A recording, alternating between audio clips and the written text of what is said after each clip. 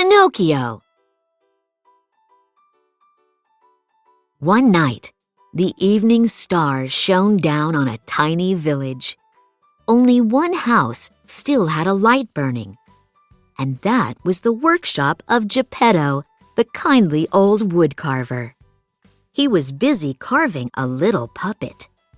"Isn't Pinocchio almost like a real boy?" he chuckled. Bed, the old man mumbled, "I wish you were a real boy, Pinocchio." Jiminy Cricket overheard Geppetto's wish. He had seen how kind and gentle the woodcarver was, and he felt sorry because the lonely old man's wish could never come true. Suddenly, a shimmering light filled the room. Then a beautiful lady dressed in shining blue appeared. She raised her wand and said, "Wake, Pinocchio.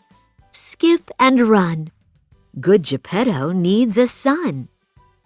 Pinocchio blinked his eyes and raised his wooden arms. "I can move!" he cried. "I'm a real boy." "No," the blue fairy said sadly. "You have life, but to become a real boy, you must prove yourself brave, truthful, and unselfish." And Jiminy Cricket would help. The next morning, Geppetto couldn't believe his eyes. There was his puppet, laughing and talking and running. "It's true, Father," Pinocchio cried. "I'm alive." After the initial joy was over, Geppetto said, "But now, Pinocchio, you must go to school. Study hard. Then you'll soon become a real boy." Meanwhile, Jiminy Cricket had overslept and now jumped up in a great hurry. He caught up with Pinocchio just as the silly little puppet was walking off with the worst pair of scoundrels in the whole countryside, J. Worthington Foulfellow and Gideon. The villains convinced Pinocchio that he should forget about school and become an actor. "But Pinocchio," cried Jiminy, "what will your father say?"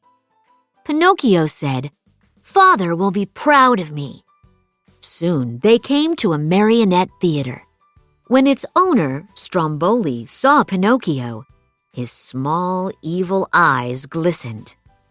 "What a drawing card!" he exclaimed. "A puppet without strings!" The fox nodded. "And he's yours," he said, smiling greedily and holding out his paw. "For a certain price, of course." That night, Pinocchio sang and danced. The audience cheered for more. A puppet without strings!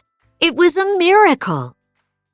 But when Pinocchio started to head home for the night, Stromboli snarled at him. "You're mine, and you stay here!" And bang! Before Pinocchio could resist, he was locked in a bird cage. "Oh, Jiminy," Pinocchio sobbed. "Why didn't I go to school? I'll never see my father again." Suddenly, the blue fairy appeared before the sad friends. "I'll help you this time," she said, "because you are truly sorry. Run home now, Pinocchio, and be a good son, or you'll never become a real boy." "Whew!" Pinocchio sighed thankfully. "Let's go home." He and Jiminy started running as fast as they could. But whom should they bump into but Foulfellow and Gideon? This time, Foulfellow persuaded the gullible puppet to forget his good resolutions and take a rest cure on Pleasure Island.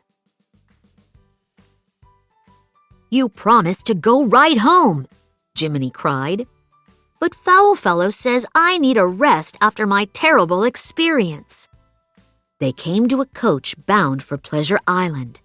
It was pulled by small donkeys and filled with noisy boys. As Pinocchio climbed aboard, Jiminy saw the evil-looking coachman slip Foulfellow a heavy bag. Again, the fox had sold Pinocchio. After boarding a ferry, the coach docked at Pleasure Island. Here, streets were paved with cookies and fountains spouted lemonade. Pinocchio soon made friends with a young bully called Lampwick, who was always in the middle of mischief. Jiminy was not happy. He shouted at the puppet to go home. "Don't tell me you're scared of a beetle," Lampwick snickered. Jiminy was about to march off when all of a sudden Lampwick and Pinocchio groaned. The boys were sprouting donkey ears. "It's donkey fever," whispered Jiminy, horrified. "You were lazy, good-for-nothing boys, so you're turning into donkeys." They quickly dashed through the streets. As they rounded a corner, they saw the coachman herding a bunch of braying donkeys, many of which still wore boys' hats and shoes. Pinocchio and Jiminy managed to climb up the wall surrounding the island, but Lampwick had already turned into a donkey. There was nothing they could do. With a lump in his throat, Pinocchio followed Jiminy and dove into the sea to escape. They had a long, hard journey home. By the time they came to the village, it was winter. They hurried to Geppetto's door and pounded on it. But the house was empty. Just then, a gust of wind blew a piece of paper around the corner. "Hey, Pinocchio," Jiminy exclaimed. "It's a letter." "Dear Pinocchio, I heard you had gone to Pleasure Island, so Figaro, Cleo, and I started off in a small boat to find you. Just as we came in sight of the island, out of the sea rose Monstro, the giant whale. He opened his jaws. In we went. Now, dear son, we are living in the belly of the whale. But there is very little to eat here, and we cannot exist much longer. So I fear you will never again see your loving father, Geppetto." For a while, they were both silent, too sad to speak. Then Pinocchio stood tall and said, "I am going to save my father." Just then, a dove wearing a golden crown appeared. "I will take you," she said. "Climb on." Then she spread her wings and flew until they reached the seashore. Pinocchio and Jiminy did not know that the dove was the blue fairy in disguise, and that it was she who had brought them Geppetto's letter. When the dove was out of sight, Pinocchio tied a big stone to his donkey tail. Then he and Jiminy leaped off the cliff into the ocean below. As soon as they reached the sandy bottom, Pinocchio scrambled to his feet. "Come on," he said. "Let's find Monstro." "We'll never find him," muttered Jiminy. "We're probably looking in the wrong ocean." Jiminy was wrong. Very near them floated the whale they were looking for, fast asleep. Inside the whale was Geppetto. He had set up a crude home from the ships the whale had swallowed, and every day he fished in the whale's belly. But now that Monstro was sleeping, no fish came in. "Not a bite for days, Figaro," Geppetto said mournfully to his cat. "If Monstro doesn't wake soon, we'll all starve." Just then, Geppetto felt a nibble. "Food, Figaro!" he cried. But when the catch was landed, it was only a cookbook called How to Cook Fish. It was a solemn moment. All felt that the end was near. And then the whale moved.